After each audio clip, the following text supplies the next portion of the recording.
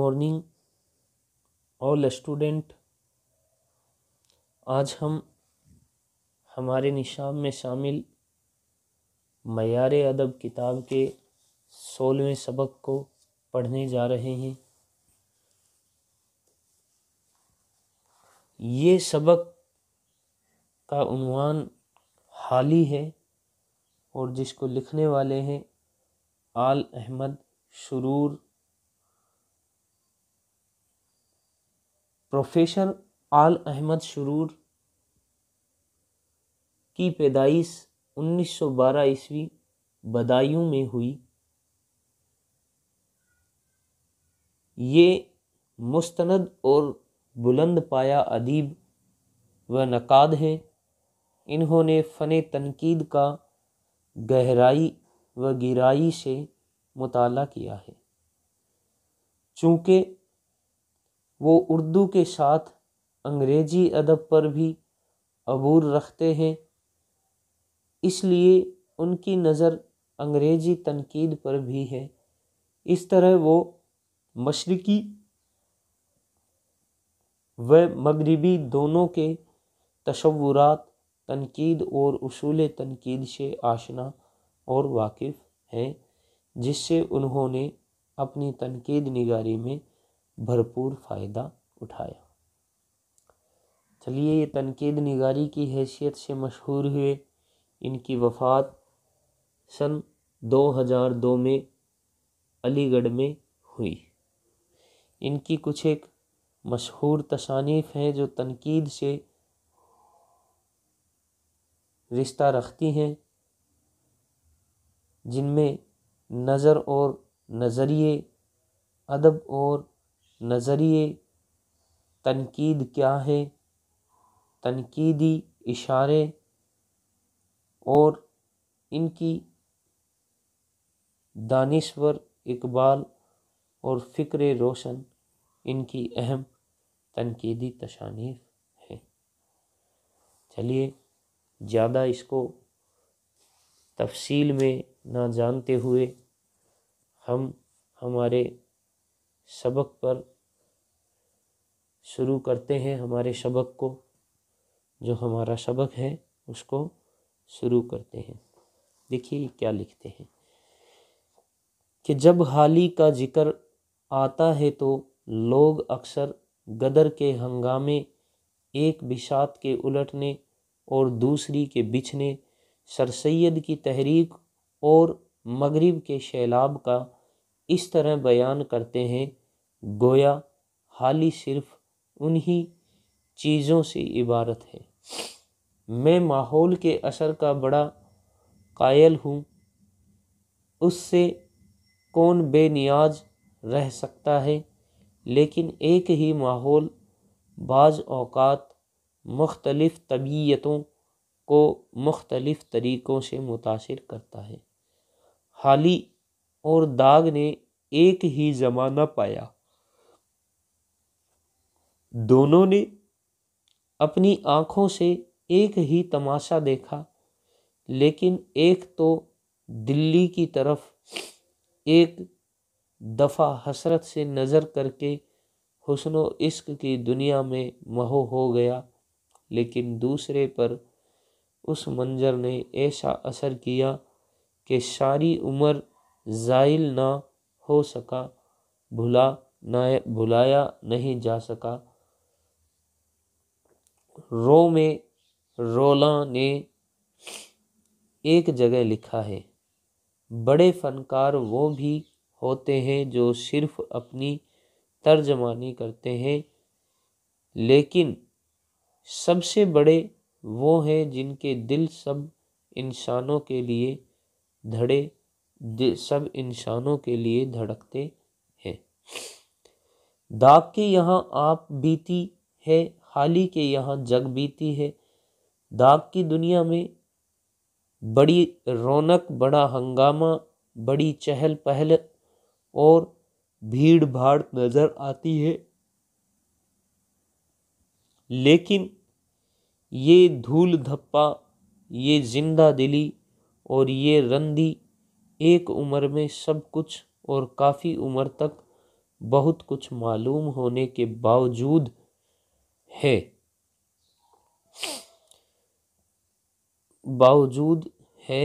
چھوٹی چیز، اس کا چٹکھارا ہمیں پہلے حالی کی ابالی کھچڑی اور بے مرچ سالن کی طرح متوجہ نہیں ہونے دیتا، مگر زندگی اور انسانیت کا تھوڑا سا شعور حاصل کرنے کے بعد ہم لوٹ کر حالی کی طرف آتے ہیں اور دیر تک ان کا دامن نہیں چھوڑتے۔ یعنی انہوں نے حالی اور ان کے ہم عشر یا ان کے دور کے ایک اور شاعر داغ دہلوی اپنی تنقید کی شروعات اپنی اس زمانے کی حالات کو بیان کرنے کے لیے انہوں نے داغ اور حالی کے بیچ میں کمپیریزن کیا ہے۔ لکھتے ہیں حالی اور ان کے ساتھیوں کے سامنے سب سے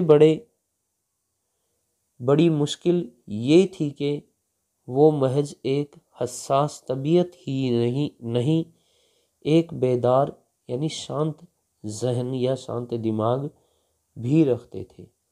حساس طبیعت ہی ایک حساس سے مراد ہے جس میں جذبات بھرا ہو۔ انہوں نے لکھا ہے جس میں حساس طبیعت سے مراد ہے جس میں جذبات بھرے ہو۔ لکھتے ہیں حساس طبیعت ہی ایک لعنت ہے، پھر جب ایک بیدار ذہن ہو تو بعض اوقات قیامت ہو جاتا ہے۔ آگے لکھتے ہیں انہوں نے بتایا ہے کہ حساس طبیعت ہی کیا ہے، ایک طرح سے لعنت ہے، پھر جب ایک بیدار ذہن یعنی شانت دماغ جو چپ رہے یا ایک دم اچھی سوچ کا دماغ ہو تو بعض اوقات قیامت ہو جاتا ہے۔ دیکھیں لکھتے ہیں حالی چاہتے تو جذبات کی چلتی پھرتی تصویریں کھینچ سکتے تھے اور اس میں خوش رہ سکتے تھے، مگر زندگی اور ماحول کے مطالعے سے انہیں فکر روشن عطا ہوئی تھی۔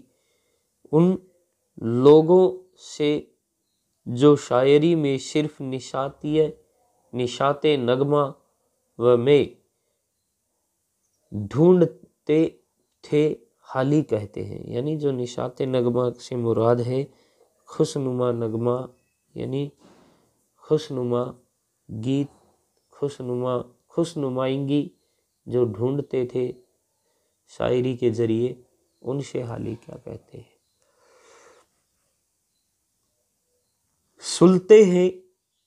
سنتے ہیں حالی سخن میں تھی بڑی وسعت کبھی، تھی سخن ور کے لیے چاروں طرف راہیں کھلی، داستاں کوئی بیان کرتا تھا حسن و عشق کی، اور تصوف کا سخن میں رنگ بھرتا تھا کوئی، گاہ غزلیں پڑھ کے دل یاروں کے گرماتے تھے لوگ، کہ قصیدے پڑھ کے خلعت اور صلہ پاتے تھے لوگ، پر ملی ہم کو مجال نغمہ اس محفل میں کم، راگنی نے وقت کی لینے دیا ہم کو نہ دم، نالہ و فریاد کا ٹوٹا کہیں جا کر نہ سم، کوئی یاں رنگیں ترانہ چھیڑنے پائے نہ ہم۔ آگے پھر دیکھیے پورا کرتے ہوئے لکھتے ہیں کہ سینہ کو بھی میں رہے جب تک کہ دم میں دم رہا، ہم رہے اور قوم کے اقبال کا ماتم رہا۔ بے شک بڑے شاندار انداز میں انہوں نے اپنے اس ایک بند میں دنیا کی اپنی ایسی بات بیان کر دی. انہوں نے اپنا سارے جذباتوں کو ان اشعار کے ذریعے پیش کیا ہے. انہوں نے بیان کیا ہے کہ غزلیں لوگ مطلب یہ جو سخن تھی شاعری، یہ شاعری کے ذریعے لوگ کیا کیا بیان کرتے تھے اور کس کس طرح سے بیان کرتے تھے، لیکن ہم کو اس ماحول نے، اس حالات کی راگنی نے دم نہیں لینے دیا اور دم میں دم رہا تب تک ہر وقت ہمارے دل میں قوم کے اقبال کا ماتم رہا، قوم کے بچھڑنے کا، قوم کے بیزار ہونے کا ماتم رہا. حالی کا غم میر کا سا نہیں ہے، نہ وہ انیس کا سا ہے. حالی کا غم اردو شاعری میں ایک نئی چیز ہے، یہ ایک نئے احساس کی پکار اور ایک نئے شعور کی آواز ہے. حالی کا ماتم اردو شاعری کے پردے میں کچھ مطلب رکھتا ہے، یہ زندگی اور شاعری سے کچھ چاہتا ہے.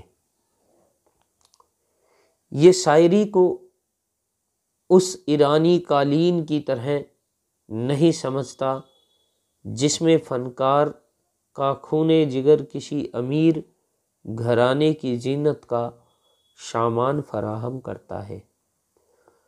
یہ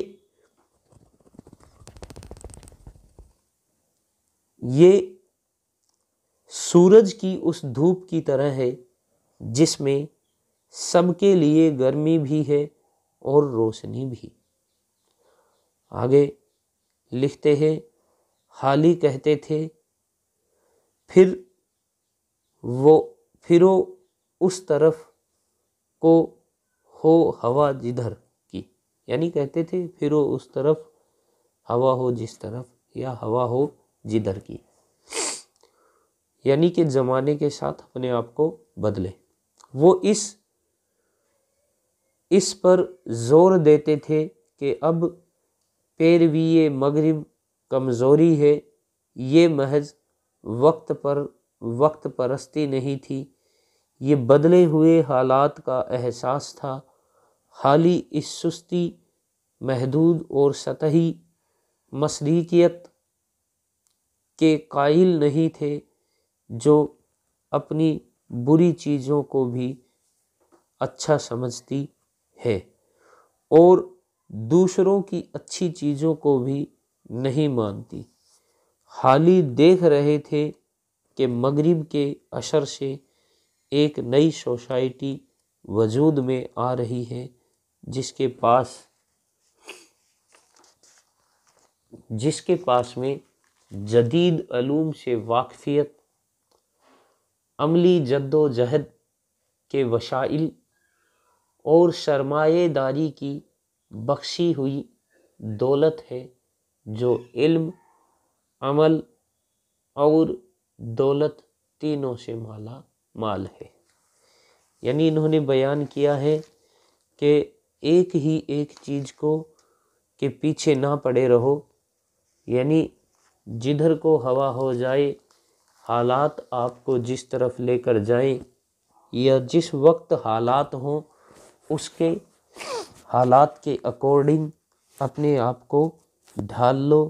حالات کے مطابق اپنے آپ کو حالات میں ڈھال لینا ہی سمجھداری ہے. حالی جانتے تھے کہ مسلمانوں کی عظمت ان کی تلواروں کی وجہ سے نہیں تھی، ان کی اخلاقی بلندی، جسمانی اور ذہنی صحت، علمی و تہذیبی دولت اور عملی صلاحیت کی وجہ سے تھی. یعنی انہوں نے بتایا ہے کہ حالی اس بات کو بخوبی جانتے تھے کہ مسلمان اتنے عظمت والے کس وجہ سے تھے، کیوں تھے. جسے لوگ جو مسلمان لوگ تھے وہ کھو بیٹھے تھے، وہ ان چیزوں کو دوبارہ حاصل کرنے کے لیے اس شرافت کا گلا گھونٹنا چاہتے تھے جو جاگیرداروں کے نظام نے پیدا کر دی تھی، جو محنت مزدوری کو عار سمجھتی تھی، علم سے دور بھاگتی تھی۔ اس لیے حالی نے محنت اور مزدوری کو سراہا، بے علموں کو غیرت دلائی، تعلیم کے برکات بیان کیے، علم کے فضائل پر روشنی ڈالی اور تہذیب، رواداری، انسانیت اور شرافت کے معیار قائم کی۔ یعنی انہوں نے جاگیردارانہ نظام کو برا بتایا اور جو مزدور تھے، محنت کش تھے، ان کی اچھائی کو بیان کیا۔ انہوں نے شعر و ادب میں سنجیدہ، شریفانہ، عالمگیر انسانیت کی قدریں داخل کی اور اس طرح ثابت کیا کہ اخلاق بھی شعر ہو سکتا ہے۔ انہوں نے طویل نظموں کو رواج دے کر تعمیری قوتوں کی مدد دی۔ گرج حالی کی شاعری ایک خاموش بغاوت ہے اور ایک مکمل بغاوت ہے۔ انہوں نے انقلاب کا کہیں نام نہیں لیا، مگر ایک بہت بڑا ذہنی انقلاب برپا کر دیا۔ حالی ہمارے دور کے لیے بڑے اچھے رہنما ہیں۔ وہ نئے ہونے کے باوجود ہر پرانی چیز سے بیزار نہ تھے۔ وہ شاعر بھی تھے اور معلم اخلاق بھی۔ زندگی سے ادب کے لیے بہت کچھ لینے کے باوجود انہوں نے ادب ہی کو اپنی زندگی بنایا۔ زندگی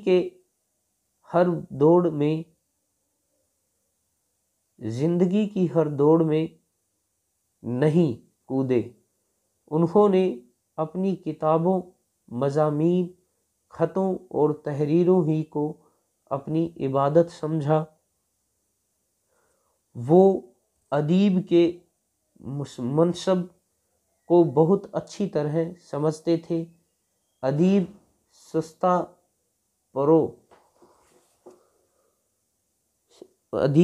سستا پروپگنڈا نہیں کرتا۔ وہ محض وعظ یا خطابت یا عمل جراحی کے لیے نہیں اٹھتا، وہ ان چیزوں کے لیے احساس پیدا کرتا ہے۔ چنانچہ کہتے ہیں، ناصح مصفق ہے یاروں کے نامصلح اور مشیر، درد مندان کے نہ ان کے درد کے درماں ہیں ہم۔ پھر لکھتے ہیں آگے، پھوٹ پڑتے ہیں تماشا اس چمن کا دیکھ کر، نالائے بے اختیار بلبلے نالاں ہیں ہم۔ بڑی شاندار بات کہی ہے۔ مطلب اپنے آپ کو ناصح، اپنے آپ کو صلاح دینے والے اور اپنے دل کو درد مند دل بتانے والے کہہ رہے ہیں کہ ہم پھوٹ پڑتے ہیں اس دنیا کے اس تماشے کو، ہنگامے کو دیکھ کر رونے لگ جاتے ہیں۔ جس طرح سے روتے ہیں وہ ایسا رونا ہوتا ہے جیسے بلبل کا نالہ ہو، نالہ بلبل ہو۔ اس طرح سے بلبل نالہ کا یہی نالہ بے اختیار بڑا اثر رکھتا ہے۔ اس سے ہمارے ادب میں درد مندی، انسانیت اور سماجی احساس کی روایت قائم ہوئی۔ اقبال اور پریم چند کا مزاج بنا 20ویں صدی کے ادب میں حرکت اور ذہنی بیداری اسی کی وجہ سے ہے۔ یہ تھا ہمارا سبق حالی، جو آل احمد سرور نے حالی پر چرچا کی، ان کا تنقیدی جائزہ پیش کیا، انہوں نے اپنی سوچ، اپنا کیا ہوا مطالعہ ان پر پیش کیا۔ شکریہ۔